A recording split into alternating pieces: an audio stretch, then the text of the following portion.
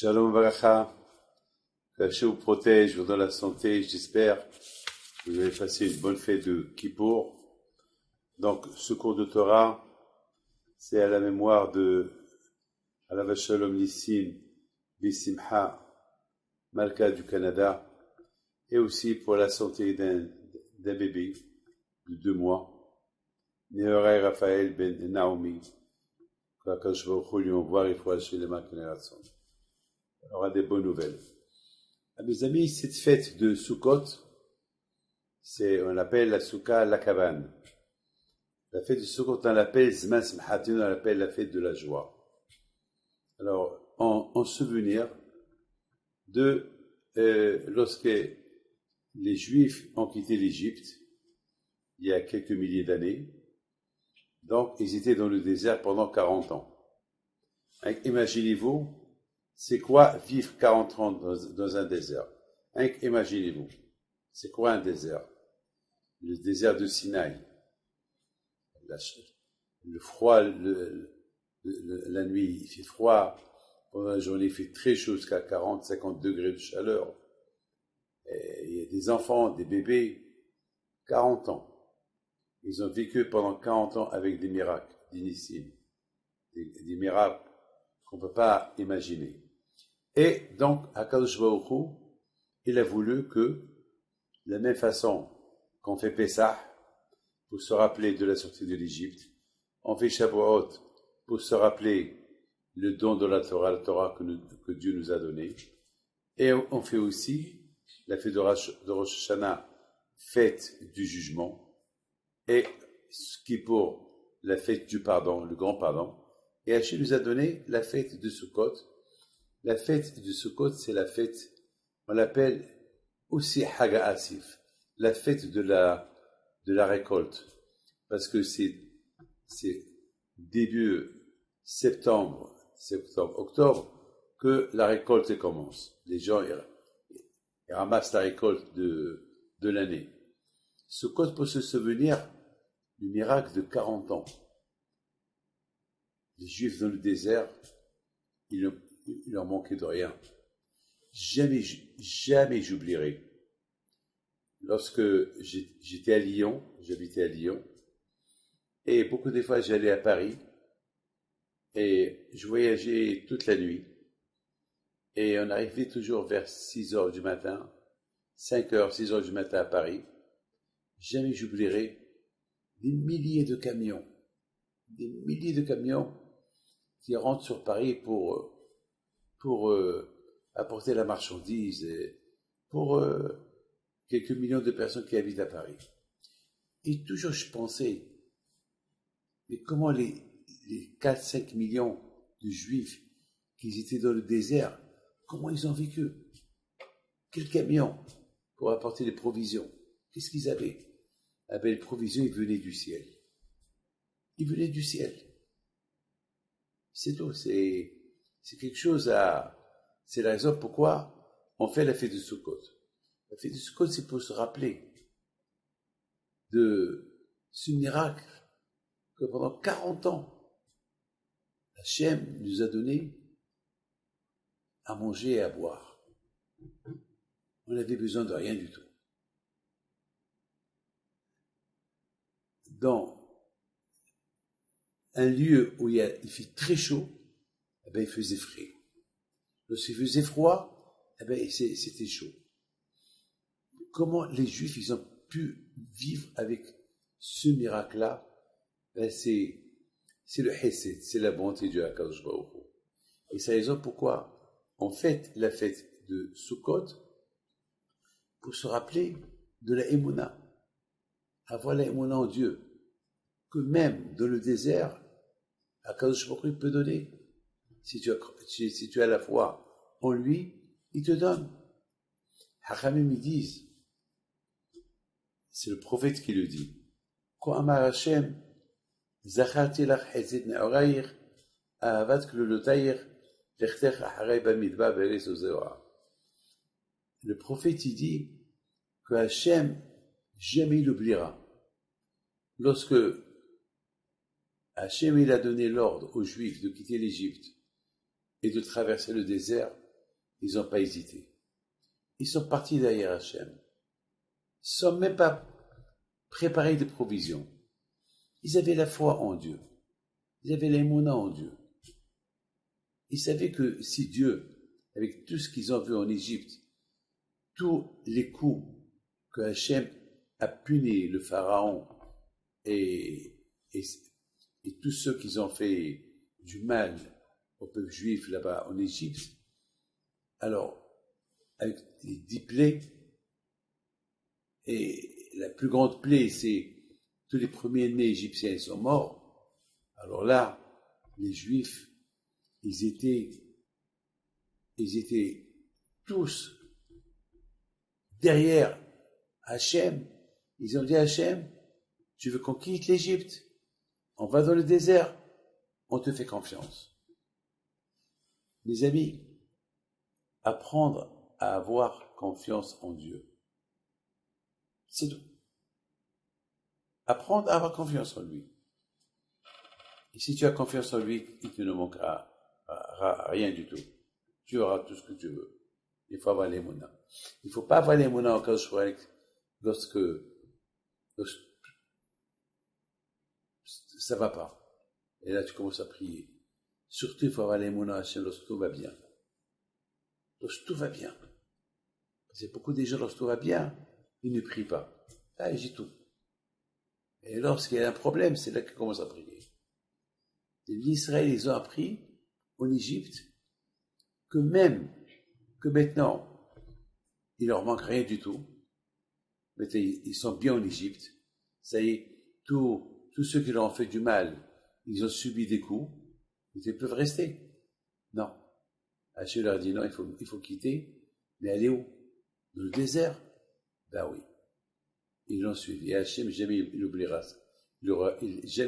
Hachem, il oubliera ce que les Bnei Israël ont fait, qu'ils l'ont suivi dans le désert, dans le froid, dans la chaleur. Et c'est pour ça qu'il y a Sukkot. Sukkot, qui a provoqué Sukkot? Qui a fait que pendant 40 ans, les Juifs, ils avaient tout? Il leur manquait rien du tout. Qui a fait? Eh ben, les Mouna qu'ils avaient. Et comment ils ont commencé à les Mouna? Lorsqu'ils sont partis dans le désert sans rien. N'oubliez pas, ils étaient quelques millions de Juifs. Il y avait quelques centaines de milliers d'enfants. Il y avait des bébés, des milliers de bébés. Il y a du lait. Il faut du lait, il faut du pain. Il faut du manger. Ils sont partis qu'avec des galettes. Quelques galettes qu'ils ont fait avant la sortie de l'Égypte. C'est tout. Et ils vont manger quoi? Ils sont partis sans rien. Et ils sont partis avec l'aïmouna en Dieu. Alors quand il leur a dit, si vous avez confiance en moi, jamais j'oublierai ce que vous avez fait pour moi, et en plus, vous allez récolter le bénéfice. Pendant 40 ans, ils avaient tout. Le manger, la manne est descendue du ciel, il y avait le puits de Myriam qui les suivit, et bien sûr, ils étaient entourés par des 7 nuées, des nuées, ce qu'on appelle Anan et Kavod, des nuées qui les protégeaient du froid et de la chaleur. C'est vrai, mes amis, pour avoir le service d'Hachem, pour en profiter d'Hachem, il faut montrer quelque chose de ton côté. Montre que tu as confiance en lui. Fais un effort pour lui. Tu fais un effort pour lui, eh ben, tu encaisseras le gros lot. Ben, c'est ce que les Bnei Israël ont fait. Ils ont montré à Hachem, voilà, on te fait confiance. On n'a pas de provision. On n'a rien du tout. Eh ben, on a gagné la fête de Sukkot. Eh ben, c'est grâce à ça on fait la fête de Sukkot. Et la fête de Sukkot, c'est la fête de l'Aïmouna. Ah, maintenant, je voudrais simplement vous dire quelque chose. La fête de Sukkot, elle tombe après Kippour. Alors, vous savez que la fête de Kippour, c'est la fête où on est debout presque toute la journée. Pendant 24 heures, on est debout. On est debout et on prie. Si vous vous rappelez, les Slihot, lorsqu'on fait les prières avant Kippour et pendant Kippour, Ben Adam, et ne dors pas, lève-toi, et appelle Hachem, évoque Hachem. Presque toute la fête de Kippour, on est debout. Mais la fête de Sukkot, c'est écrit bah, Sukkot Tishvu. La fête de Sukkot s'appelle Assis-toi. Ça veut dire que la fête de Kippour, c'est une fête de souffrance, et la fête de Sukkot, c'est une fête de, de, de relax. C'est comme, allez, relax, assis-toi, relax, relaxez-vous. Après ces jours de jugement de Kippour, alors voilà, ils arrivent après les beaux jours, Sukkot. Et c'est pour ça qu'on l'appelle Zma Simchatenu, la fête. C'est la période de la fête. Pourquoi on l'appelle la période de la fête? Eh bien justement, la période de la fête, parce que on a eu la Emouna à Kippour, qu'on allait bien juger. Ah, maintenant, on peut se relaxer. Vous savez, mes amis, le titre de ce cours-là, il s'appelle Sukkot, le mot de passe pour toute l'année. C'est quoi le mot de passe de toute l'année? Le mot de passe, c'est Emouna. Voilà, le mot de passe, c'est la Emouna. Alors écoutez bien. Moi, jamais j'oublierai mon père. Mon père, je me rappelle au Maroc, à Essaouira. Lorsque mon père, il va construire la souka. Jamais j'oublierai. Jamais. On avait une chaise, elle était verte. Cette chaise-là, toujours, il l'accrochait dans le coin de la souka. La maison de Rabbi Himpido à Essaouira, dans la cour, que vous connaissez tous, vous rentrez à la maison de Rabbi Himpido, il y a une cour, c'est là-bas il faisait la souka. Et dans le coin, il y avait cette chaise qui était verte. Et beaucoup des fois, mon père, la Shalom, lorsqu'il veut rentrer, je me rappelle, moi, je me rappelle, moi, Rabbi Haïm, mon frère, il y avait Denise, ma sœur, c'est tout, hein, on était les trois adultes. Après, peut-être, il y a eu Messaudi, Marcel, ma sœur. À Kolpanim, je me rappelle, on était à côté de mon petit jeune, j'avais 5 ans, 6 ans. Rabbi Haïm était 2 ans plus grand que moi. Et mon père, la Shalom, il observait, il regardait la chaise, avec un sourire. Bon, on était jeunes, on était bébés, on ne comprenait pas. Mais au fur et à mesure du temps, en Israël, lorsque mon père est parti s'installer en Israël, il a refait les mêmes gestes. Il a construit la souka. Il rentre et il y a toujours cette chaise verte qu'il a apportée avec lui du Maroc. Et là, j'avais 22 ans, 21 ans, 20 ans. Et encore une fois, il regarde. Et mon père, il disait, Baruch haba Abraham Abinu. Baruch haba, chaque jour, on va l'attribuer à un patriarche. Le premier jour, c'est Abraham, après c'est Isaac, après c'est Yaakov, après c'est Moshe Rabbeinu. Et chaque jour, mon père est répété, Baruch haba, avec un sourire. Et bien sûr, je ne suis pas privé de poser des questions. Papa, je me rappelle depuis que j'étais jeune, tu parles à cette chaise, quoi, il y a quelqu'un, tu vois quelqu'un sur cette chaise. Mon père, la Shalom, avec un sourire, il dit non, ben j'invite nos grands-parents, je les invite à rentrer dans la souka. Mais papa, tu les vois? C'est quoi sa réponse? Je vois la chaise. Ça veut tout dire. Je vois la chaise. Quoi, tu parles à la chaise? Eh bien, non, il ne parle pas à la chaise. Il parle avec celui qui est assis sur la chaise, que nous on ne voit pas. Je ne sais pas s'il voit ou il ne voit pas, mais l'Emouna. L'Emouna qui a Avraham Avinu. Qui voit ou qui ne voit pas, il y a Avraham Avinu, c'est tout. Il y a Yitzhak Avinu. Dans une Brit Mila, on fait la Brit Mila. On dit Zekis Eliyahu. Voilà, on invite Eliyahu Navi à venir à la Brit Mila. Alors, est-ce qu'on voit Eliyahu Navi? Est-ce qu'on le voit arriver? Non. Mais on a l'Emouna. Il est là. Mes amis, n'oubliez pas une chose. Beaucoup de fois, ça arrive que on prie. Et lorsqu'on prie, qu'est-ce qu'on dit? On dit devant toi Hachem. Est-ce qu'on le voit? On ne le voit pas. Mais Hachem, il est là. Vous savez, il y a quelqu'un qui m'a demandé une question. Il dit, Rabbi David, est-ce que il y a ceux qui voient Abraham, Yitzhak, Yaakov dans la soukha? La réponse, elle est oui. Il y a des tzadikim qui ont le mérite de voir. Nous, on n'a pas le mérite de voir. Moi, personnellement, je ne vois pas. Mais j'ai les monas qu'il est là. Quelle différence il y a? Voir ou ne pas voir? Vous savez, le plus important, c'est écoutez-moi. Vous allez prendre un beau diamant. Un très beau diamant. De 20 carats, 30 carats, 40 carats. Vous allez l'offrir à votre femme. Votre femme, elle va avoir un plaisir. Waouh! Quel plaisir!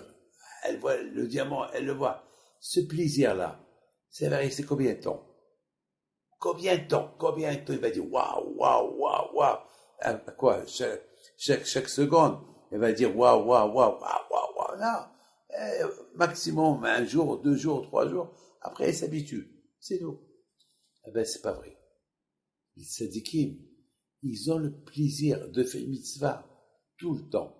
Donc, le plaisir de la mitzvah, c'est plus fort que le plaisir d'un diamant ou d'une richesse. Quelqu'un qui va gagner $1 milliard au loto, sa joie, elle va être immense. À un moment donné, ça y est. C'est pas tout le temps qu'il va crier, waouh, j'ai gagné, waouh, j'ai gagné. Non. Il va crier 1 fois, 2 fois, 3 fois, j'ai gagné. Après, ça s'arrête. Les tzadikim, le plaisir qu'ils ont lorsqu'ils font une mitzvah, c'est du non-stop. C'est du non. Il dit, David Ameler, Torah Hashem timima mishavat nafesh. Il dit, David Ameler, alav shalom, la Torah, les mitzvot, elle donne la vie. Elle redonne la vie à chaque instant, à chaque instant. Vous savez, ce monsieur-là qui m'a posé la question, est-ce que je vois dans la soukha Abraham, Yitzhak, Yaakov, etc., etc. Je lui dis, écoute, que je vois ou que je vois pas, c'est le même plaisir. Je sais que je suis avec eux. Je pose la question, je lui dis, moi, tu fais confiance à ta femme lorsqu'elle t'apporte à manger, elle te dit c'est du cachère. Il me répond, mais bien sûr que je lui fais confiance. Dis-moi, et qui te dit qu'il te donne le cachère? Et peut-être elle te donne pas le cachère.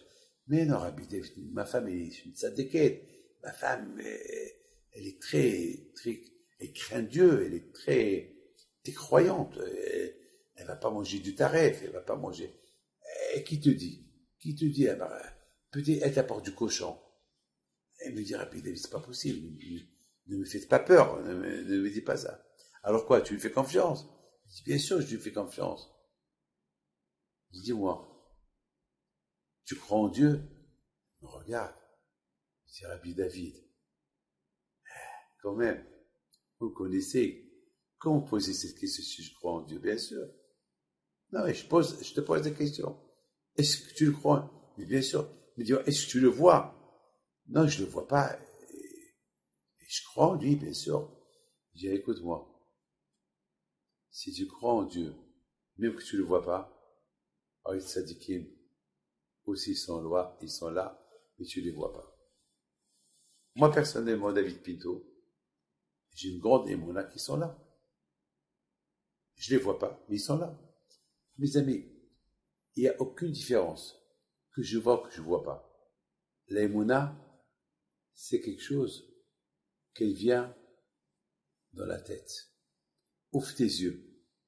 Et regarde, qui a créé tout ce monde-là? C'est tout. Ouvre tes yeux. C'est tout. Je voudrais vous raconter une très belle histoire. Il y a quelqu'un qui habite à Anana. Lorsqu'il avait le corona, il était entre la vie et la mort. Il était entre la vie et la mort. Il était très, très, très malade. Et à un moment donné, à l'hôpital, ils étaient obligés de l'endormir.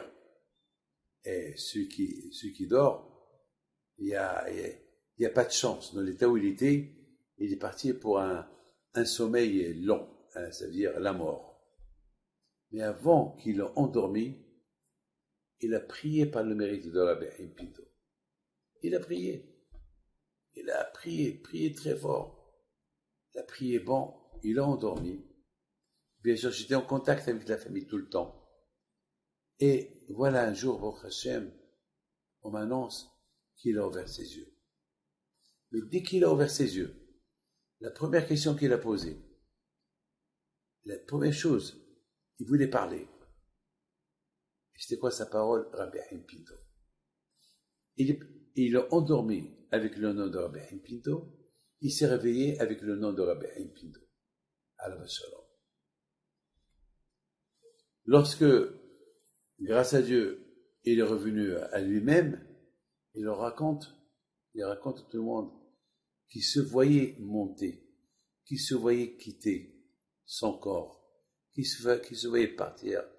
Il arrive à une porte, et lorsqu'il a ouvert la porte pour entrer, il y a Rabbi Haim Pinto Alav Shalom, il lui prend ses mains, il lui dit, ton temps n'est pas encore venu, va-t'en d'ici. Et en lui disant, va-t'en d'ici, il s'est réveillé. C'est l'aïmouna, c'est la foi. La foi. La foi que Hachem, il écoute les tzadikim. C'est tout. Vous savez, mes amis, que pendant toute la fête de Kippour, on était devant Hachem. On était debout. Maintenant, la fête de Sukkot, on est encore avec Hachem. Parce qu'on dit, Sukkot Yeshivu Shivat Yamim, quand on nous demande de rester dans la Soukha 7 jours. Dans cette Soukha, il y a les tzadikim. On les invite dans cette Soukha. Et bien sûr, s'il y a les tzadikim, c'est qu'il y a Hachem aussi. Il y a Akadosh Baruch Hu aussi dans la Soukha. C'est pour cela. Et c'est quoi la Soukha? La Soukha, c'est se rappeler que lorsqu'on était dans le désert, on dépendait que d'Hachem. On ne dépendait pas de notre argent. Voilà. Les Juifs qui ont quitté l'Égypte, ils avaient des milliards, ils étaient riches, très très riches. Mais ils ont vu que leur argent et leur or, ça ne servait à rien. À quoi ça sert une richesse s'il n'y a pas de manger, s'il n'y a rien du tout? À quoi ça sert une richesse dans un désert où il n'y a pas de magasin, il n'y a rien du tout? Ça ne sert à rien du tout. C'est ça la leçon qu'Akadosh Baruch Hu a voulu donner au Bnei Israël en Égypte. Que ce n'est pas l'argent le plus important. Le plus important, c'est qu'on peut avoir et l'argent, et tout le reste, et la vie, et tout, avec l'aïmouna, avec la foi en Akadosh Baruch Hu. Vous savez que dans le désert, pendant 40 ans, la manne qui est descendue du ciel, la manne qu'ils mangeaient, chaque jour, elle descendait. Ils n'avaient pas le droit, les Juifs, ils n'avaient pas le droit de prendre des grosses doses. Par exemple, prendre pour une semaine. Non.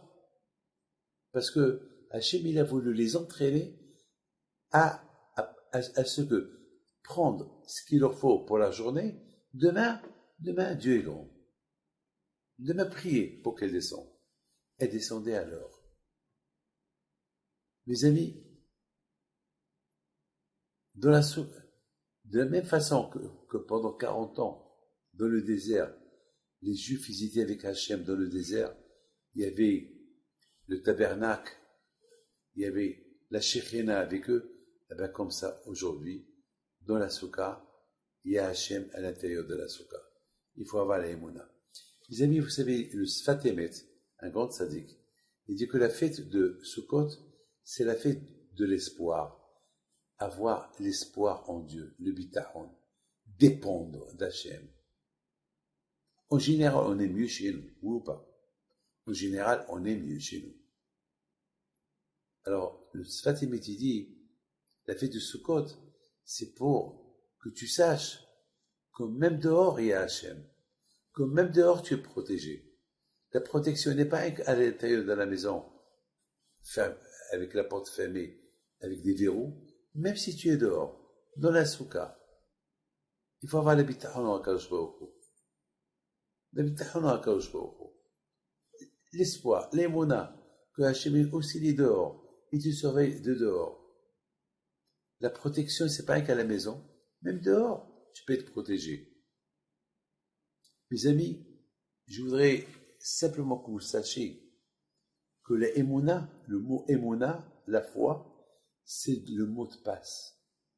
Et la fête de Sukkot, c'est la fête de la émouna. Tout d'abord, on a la émouna, la foi que Dieu nous a pardonné. à Kippour. Et secondo, avoir la mouna que la parnassa, elle viendra. Que la vie, que là où je suis à la maison, je suis protégé. Je suis dehors, je suis protégé. C'est ça la fête de Sukkot. C'est la fête de la foi. Et surtout, avoir la foi que Hachem nous a pardonné la faute. Que Hachem nous a pardonné le jeu de Kippour. Parce qu'il y a beaucoup de gens qui se posent la question. Avec toutes les fautes que j'ai faites, le bon Dieu va me pardonner, c'est pas possible. Avec tout ce que j'ai fait. Eh bien, il faut savoir que oui, Hachem te pardonne. Non que Hachem te pardonne, mais Hachem il t'efface. Il efface toutes les fautes que tu as faites. Il faut avoir l'émouna, que c'est comme ça. Mais écoutez très bien ce que je vous dis. Alors, comment Akash nous prouve? Ça, c'est ce que j'ai pensé. Ça, c'est une idée que j'ai eue. Alors, comment Akash il nous prouve que Hachem, il nous a effacé nos fautes? Comment? Quelle preuve? Eh ben, il nous dit, sortez dehors, construisez une cabane, et restez là-bas 7 jours. Et je serai avec vous. Et soyez heureux, soyez contents. Si Hachem, il nous a pas pardonné, comment on va être content? Comment Hachem peut nous dire, Zman Sbhatino? C'est que la preuve que Hachem nous a pardonné à Kippour. C'est ça la preuve. Non seulement il nous a pardonné le jour de Kippour, mais il a effacé. J'ai vu dans un livre, il raconte, il y avait un rabbin, il avait son livre de prière, chaque fois qu'il fait une faute, il écrit. Chaque fois qu'il fait une faute, il écrit. Chaque fois, il écrit. Et lorsque la fête de Kippour elle arrive, il prend une gomme, il efface tout. Lorsqu'ils ont posé la question, pourquoi tu fais ça? Et il leur disait, je suis sûr qu'à Kippour, Hachem, il va effacer toutes mes fautes. Je suis convaincu. Mes amis, celui qui est convaincu que ses fautes ont été effacées, alors, il ne va pas rester triste. Et c'est la raison pourquoi Hachem nous a donné. Il a appelé cette fête Zman Simchatenu. La fête de la joie. La fête de la joie. Mes amis, combien chacun de nous, il doit en profiter de cette belle fête de Sukkot. Parce que à Kippour, on était avec Hachem, et avec Sukkot, on est encore avec Hachem, dans cette petite cabane. Je voudrais, mes amis, vous raconter une histoire. Il y avait une fois un pauvre, le pauvre, il n'avait pas les moyens pour gâter sa femme et pour acheter de la viande, du poisson, pour fêter la fête de Kippour. Il n'avait rien du tout, le pauvre. Il dit à sa femme, Sarah, ce soir c'est la fête de Sukkot. C'est la fête de la joie. On n'a rien, la maison elle est vide. Même à Kippour, on a jeûné à Kippour, on a mangé un petit morceau de pain, malheureusement, on n'a rien du tout. Comment on va faire plaisir à Hachem pendant cette fête de Kippour, de Sukkot? Comment il faut qu'on fasse quelque chose de magnifique pour dire à Hachem que malgré qu'on n'a rien du tout, on croit en lui. Parce qu'il y a beaucoup de gens, lorsqu'ils ont des problèmes, lorsqu'ils n'ont rien du tout, ils commencent à respecter avec tout ce que j'ai fait, pourquoi le bon Dieu, et pourquoi le bon Dieu, et pourquoi le bon Dieu. Je vous ai parlé de la semaine dernière, il y a quelqu'un au Brésil. J'allais le frapper. Ça fait 4 ans que je ne l'ai pas vu. Et il vient chez moi, il me dit, il me regarde, il dit, vous vous rappelez de moi? Je lui dis, je me rappelle de vous, ça va, tout va bien? Non, ça va pas. Il a commencé à me bombarder. Et pourquoi le bon Dieu m'a fait ça? Pourquoi le bon Dieu m'a fait ça? Et pourquoi j'ai perdu ça? Et sa femme était à côté, elle écoute, elle le regarde. Je regarde la femme. Est-ce que sa femme, elle est d'accord avec ce qu'il dit? Pas de réaction. À un moment donné, une fois qu'il a terminé, je regarde sa femme. Je dis à sa femme, est-ce que cette année, ton mari t'a acheté des cadeaux? Elle a dit oui, oui, il m'a acheté des cadeaux. Il m'a même gâté. Elle me montre une bague. Une bague qui doit coûter au moins 100 000 dollars. Je dis, ah bon. Je te regarde. T'as acheté? Oui, ça, c'est l'argent que j'avais. Ah, ça veut dire qu'il te reste encore d'argent. T'as pas acheté, t'as pas mis tout ton argent sur une bague, non. Non, il me dit, tiens, est-ce que tu as qui te l'a donné? J'ai une maison quand même. Ouais, j'ai une maison. Tu as changé ta voiture. Ouais, mais ouais, elle est blindée. C'est normal, ici au Brésil, il faut avoir une voiture blindée. Blindée, elle coûte au moins 200 000 dollars. Ça veut dire, tu as offert à ta femme une bague de 100 000, une voiture blindée qui coûte 200, je sais pas, peut-être 300 000, parce qu'il y a jusqu'à 1 million de dollars les voitures blindées. Eh ben, ça veut dire que tu es blindé, hein. Tu dois être bien blindé en argent. Tu pars comme ça, sur le bon Dieu. T'as pas honte. T'as pas honte. Des gens comme toi, ils ont crevé, toi. Ils n'ont même pas de quoi manger, toi, tu pars comme ça. Je suis tombé sur lui. Il y a des gens qui ne sont pas satisfaits. Ils ne sont pas satisfaits. Tout ce que le bon Dieu peut leur donner, ils ne sont pas. Ah ben justement, mes amis, la fête de Kippour, c'est de nous apprendre. Pardon, la fête du Sukkot, c'est de nous apprendre d'être satisfaits. Il dit merci qu'on a une maison. Hachem, il veut qu'on sorte dehors pendant une semaine pour apprécier ce que nous avons à la maison. On a, grâce à Dieu, un pied à terre. Grâce à Dieu, on n'est pas arrivé au niveau qu'on habite dans la rue, qu'on a une cabane dans la rue. On a un salon, on a une chambre où on dort, on a une salle de bain, on a des toilettes. Baruch Hashem. Il y a ceux qui n'ont rien du tout.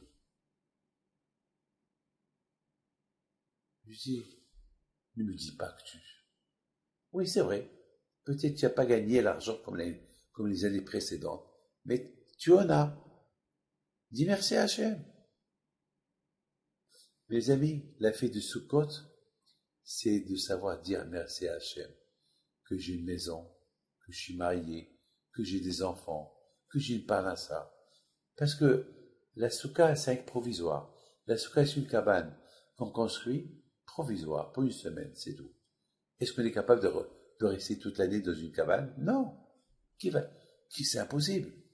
Mais Hachem, il veut qu'on goûte, c'est quoi? Être un homme simple.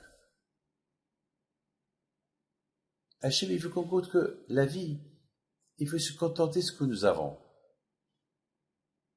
Il y a ceux qui sont toute l'année dans les cabanes, ou je me rappelle, au Brésil, je l'ai vu des milliers de personnes qui dorment dans la rue. Ils dorment dans la rue. Ils dorment dans la rue. Au Venezuela, j'ai vu ça. Au Mexique, en Argentine, même à Paris. Il y a beaucoup de gens qui dorment dans la rue. Ils n'ont pas de maison. Nous, grâce à Dieu, on a. On dit merci à Hachem. Alors ce monsieur-là, il dit à sa femme, alors qu'est-ce qu'on va faire pour dire à Hachem qu'on est content, que grâce à Dieu, on est vivant. Et de plus, on est content que Hachem nous pardonne à Kippour. Bon, c'est vrai, on n'a rien pour la fête de Sukkot. La fête de Sukkot, c'est la fête de l'Emouna, c'est la fête de la joie. Et nous, on n'a rien de quoi être content. On n'a rien du tout. Alors, il faut qu'on crée quelque chose qui va faire plaire à Hachem et qu'on va la faire avec joie. Et on va être content comme ça, on va être content pendant la fête de Sukkot. Alors, elle le regarde et lui dit, mais il n'y a rien qui peut nous donner la joie à Sukkot. Il n'y a rien du tout. Il dit, j'ai une idée, je ne sais pas si tu veux la partager avec moi. Et il lui dit quoi? Voilà. On va construire la soukha. Les bois, on les trouve de partout. On va ramasser du bois, on va construire une soukha. cabane, et on va faire le scar, c'est le feuillage qu'on met sur la souka. Ça, on va les couper avec la bouche, pas avec les mains. Et bien sûr, on va se faire mal, mais on va montrer à Hachem combien on est heureux, combien on est content de rentrer dans cette souka, même avec ce sacrifice qu'on est en train de faire, de couper les branches avec la bouche. Elle regarde son mari et lui dit, bon, j'ai jamais fait ça dans ma vie, alors on le fait. Et bien c'est ce qu'ils ont fait. Ils ont construit la cabane, ils sont partis, ils ont cherché des feuilles, ils ont coupé les feuilles des branches avec leur bouche. Et là, les pauvres, ils saignaient, ils étaient blessés. Le soir, tout le monde sort de la synagogue pour rentrer chez eux. Ce monsieur-là, il reste le dernier à la synagogue pour ne pas que les gens le voient. Il va vers chez lui, sachant que sa souka, elle est vide. Peut-être il y a un petit morceau de pain, c'est tout.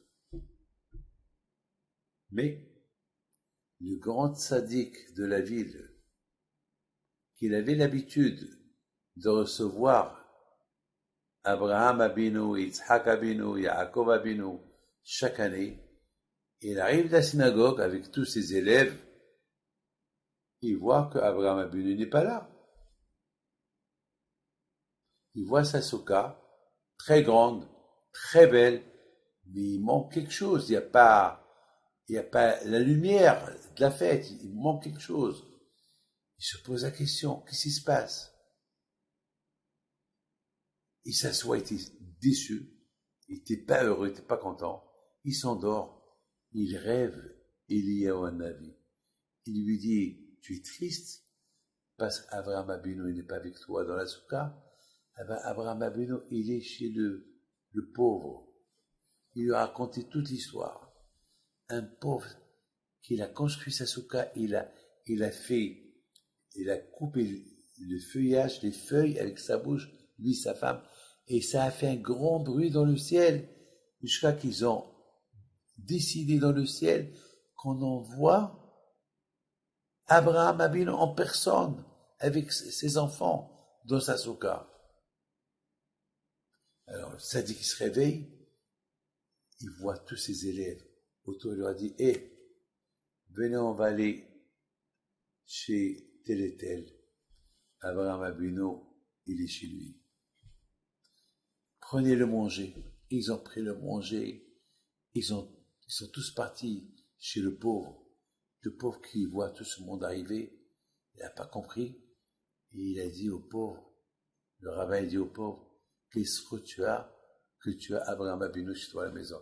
Alors on veut passer Sukkot avec toi. Tous les 7 jours, nous on apporte à manger et depuis ce monsieur-là, il a eu du succès. L'aïmouna. Mes amis, je me suis toujours posé une question. À Kippour, on est debout et on fait la prière pour que le bon Dieu nous pardonne. Après, on a l'aïmouna qui nous a pardonné.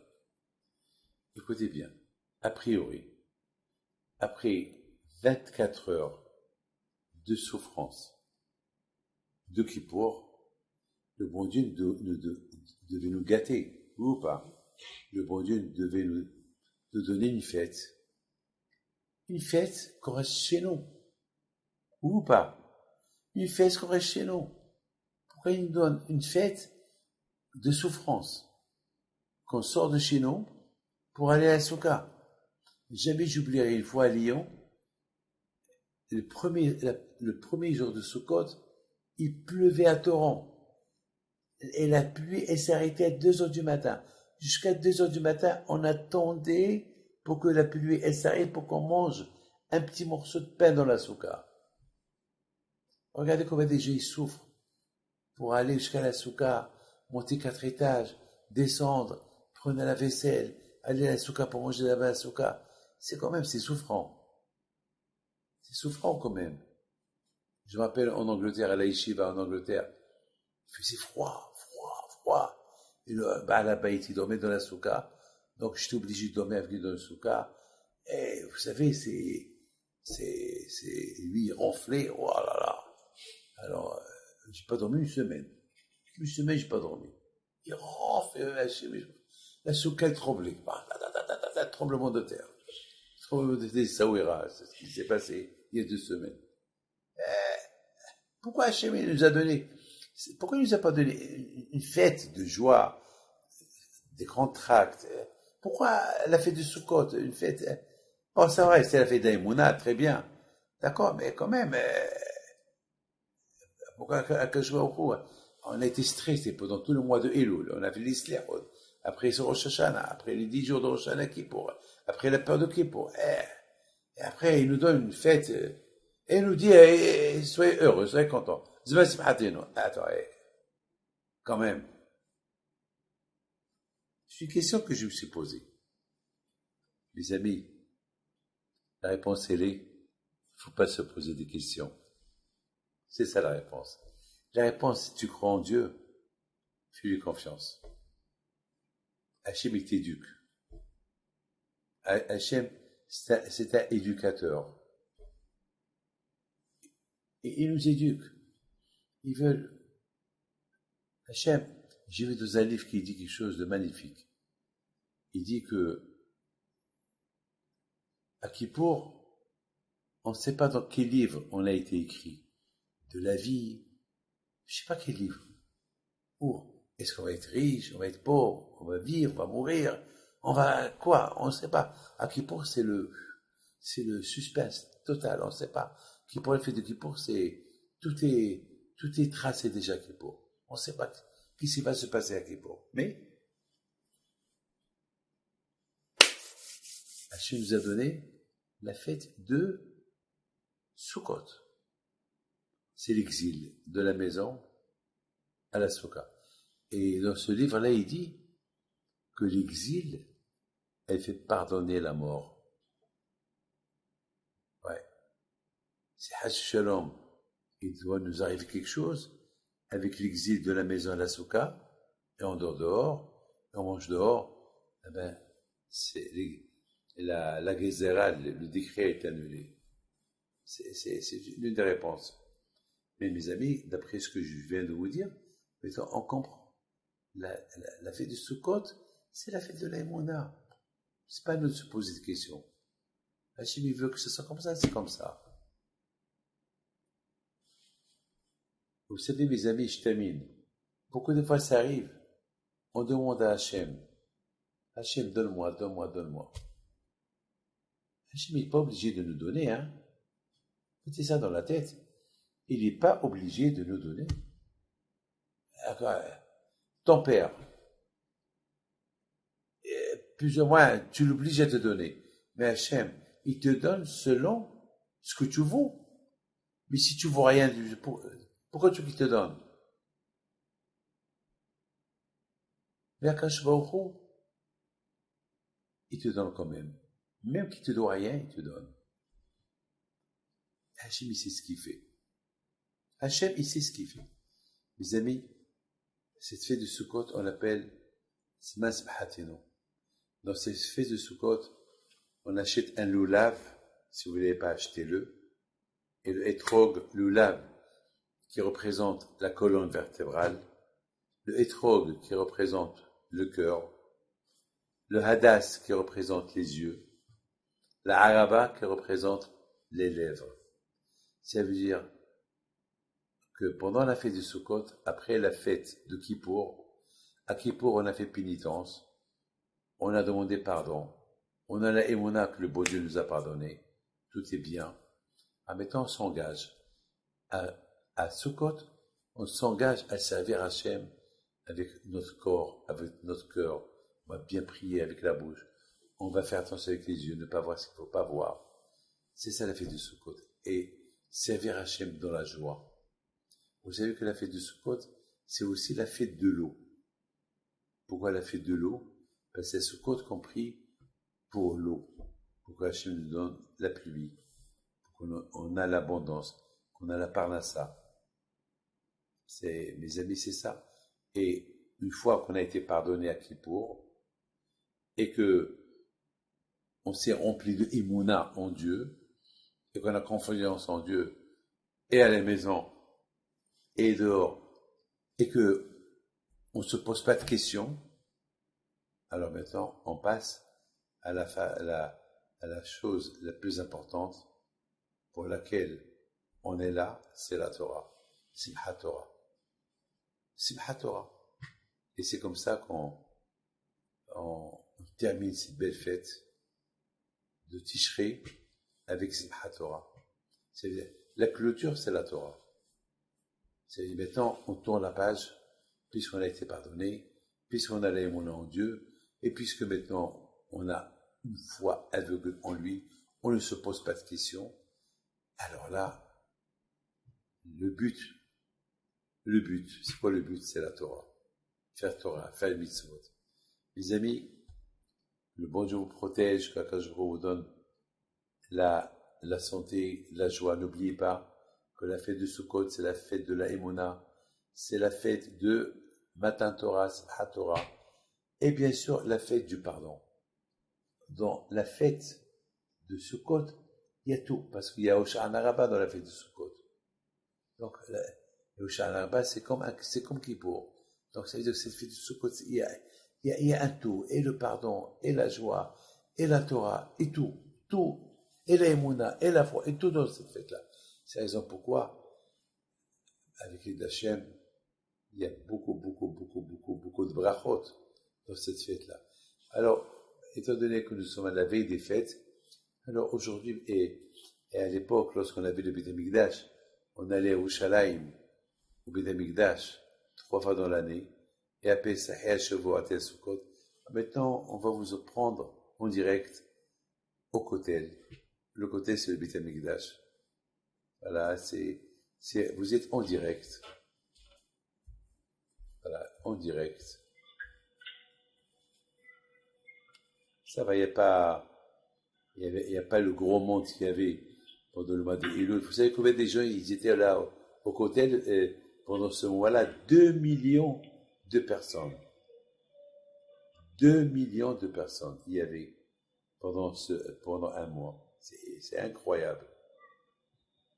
Presque il y a 5-6 millions de personnes qui viennent de visiter chaque année, mais pendant le mois, avec le mois de Elul jusqu'à le jour de Kippour, il y avait presque 2 millions et quelques. Là, vous êtes en direct. Voilà, vous êtes devant l'endroit le plus saint du judaïsme. Jamais. Vous savez, il y avait une belle histoire qui s'est passée au Kotel. Très, très belle histoire. Il y avait quelqu'un qui a perdu son fils et le pauvre, ce quelqu'un-là, c'est pas qu'il a perdu, son fils est parti en Asie. Et il est parti après l'armée, parti en Asie, il s'est déconnecté de son père. La mère, la pauvre, elle est morte de chagrin. Et le père, le pauvre, il savait pas, il avait un seul fils unique. Et il savait que son fils est parti avec un copain en Asie, à Thaïlande. Et il savait que il a quitté la religion, il a tout quitté. Mais il a, comment il s'appelle, il est venu au Kotel, il a écrit un petit mot, il a mis entre les pierres du Kotel. Et il y avait son frère qui l'a accompagné. Il lui a dit, mon frère, qu'est-ce que tu as écrit dans le papier? Il dit, j'ai écrit dans ce papier que Dieu fasse que mon fils retourne à la religion, que Dieu fasse que mon fils retourne, ça fait 4 ans que je ne l'ai pas vu, c'est tout. Quelques mois plus tard, il est mort. Et l'histoire, elle continue. En Thaïlande, son fils, il rencontre un copain à lui qu'il n'a pas vu 4 ans. Alors, il lui dit, dis-moi, qu'est-ce que tu fais ici? Qu'est-ce que tu fais ici? Tu es pas rentré chez toi pour l'année de ton père? Il dit, quoi, mon père, il est mort? Il dit, bien sûr, ton père, il est mort. Pourquoi? Tu n'es pas au courant que ton père, il est mort? Non, je ne suis pas au courant. tu sais que ta mère, et ta mère, tu sais qu'elle est morte. Quoi, ma mère aussi, elle est morte? Ben oui, depuis que tu as quitté, par chagrin, et ton père et ta mère, ils sont morts. Il a eu, il a eu un coup de foudre. Il n'était pas bien. Il a pris la décision de retourner en Israël. Première chose qu'il a fait, il vient au Kotel. C'est la première chose qu'il a fait. Il vient au Kotel. C'était en plein hiver. Il n'y avait pas, il y avait presque, il y avait pas, il y avait personne presque. Il était seul. Il a commencé à pleurer, à pleurer, à pleurer, à pleurer. Et, et là, et là où il était debout, il y a un papier qui est tombé. Bon, sans penser grand-chose, il ramasse le papier pour le remettre dans les petits trous qu'il y a dans le côté. Tous ceux qui vont dans le côté, ils vont voir là-bas des petits papiers qui sont coincés dans le mur. Et les gens, ils font leur demande et ils mettent là-bas leur demande entre les pierres du côté. Et voilà, il était curieux, il voulait savoir qu'est-ce qu'il y a dans ces papiers-là. Il ouvre le papier, il reconnaît l'écriture de son père, qu'il avait écrit, Hachem, ça fait 4 ans que j'ai pas vu mon fils, qu'il fasse teshuva, qu'il retourne. Et il voit ça, il regarde le nom de son père et son nom à lui, il s'est évanoui. Il s'est évanoui. Bien sûr, mais l'ambulance est venue, ils l'ont ramassé, il a raconté son histoire. Et aujourd'hui, grâce à Dieu, c'est lui qui raconte son histoire. Je vous ai raconté simplement l'histoire en courte, mais lui-même, il donne des conférences, il raconte sa vie, son histoire. Voilà. Le Kotel, c'est le mur des retrouvailles. C'est le mur qui se rappelle toutes les fêtes qu'on a fait ici, à Jérusalem, lorsqu'on avait le Beth Amikdash. Pessah, les pierres, s'ils pouvaient parler, eh bien, ils vont parler, ils vont dire, c'est là, c'est le lieu de rencontre, c'est le lieu, comme on dit, Shiftiyah Eidot Israël, les 12 tribus, là, 3 fois dans l'année, surtout à Sukkot. À Sukkot, il y a chaque 7 ans, il y avait le Hakhel. Hakhel, c'est la réunion. Chaque famille juive devait venir avec toute sa famille. Imaginez-vous des dizaines de millions de personnes qui vont se réunir au côté. C'est inimaginable. Des miracles. Voilà. Vous êtes au côté, en direct. Que Hachem exauce vos prières. Je vous souhaite Shana Tova, Metuka. Que le bon Dieu vous pardonne pour toutes les fautes qu'on a fait, nous pardonne. Shana Tova, Nikate Benihatem, Yahintum Shalom, une bonne parnassa, la santé, la joie, la prospérité, le shalom, la paix, si Dieu veut. Et reste Hachem avec nos voisins. Si Dieu veut que Hachem il protège le monde entier. Et si Dieu veut qu'on tous on soit présents à la venue de Mashiach. Amen, Hak Sameach, et un mercredi soir prochain si Dieu veut. Merci.